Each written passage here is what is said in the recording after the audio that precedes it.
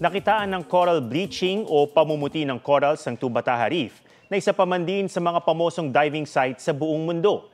Tirahan din niya ng maraming isda kaya banta rin daw ito sa ating food supply. Narito ang ating special report. Puno ng kulay, hitik sa yamang dagat. Yan ang dahilan kaya isa ang Tubataha Reef sa dinarayong diving spot sa buong mundo.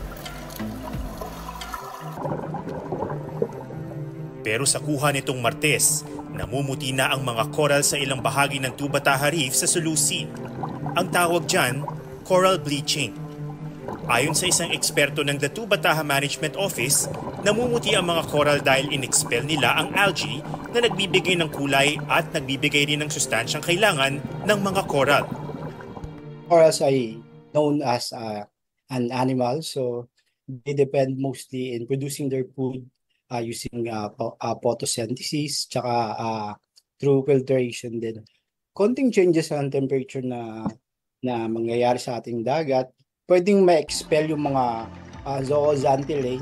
When they stress, they expel this zooxanthellae until they leave it like a clear texture na parang fluorescent na siya. Pero di lang sa Tubataha Reef problema ang coral bleaching. Base sa health analysis sa mga coral sa Regional Marine Protected Area sa bansa ng Marine Conservation Philippines, kumpara noong 2019 na 2% naging 16% ang coral bleaching noong 2022. Mula 95% healthy coral noong June 2019, naging 68% na lang ito noong 2022 dahil sa bleaching at iba pang factors.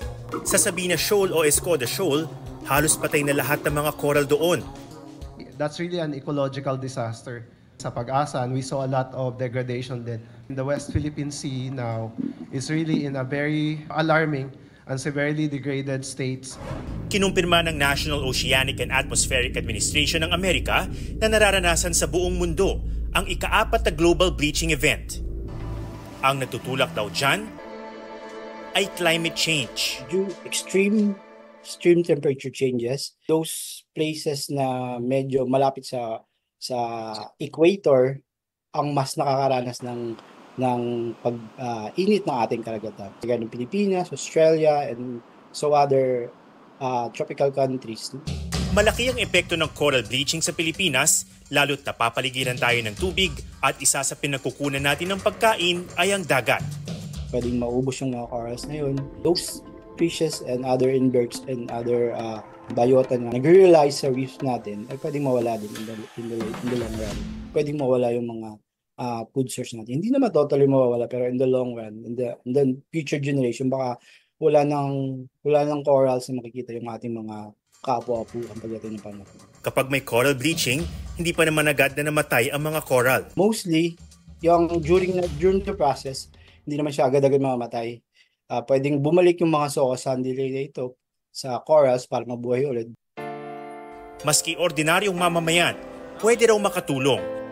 By doing like a simple pagtapon ng tamang basura sa kanyang dapat lalagyan, malaking tulong na po yun para matulungan natin yung mga marine protected areas ngayon.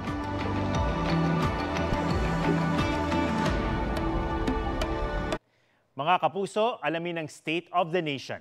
Mag-subscribe sa GMA Integrated News sa YouTube.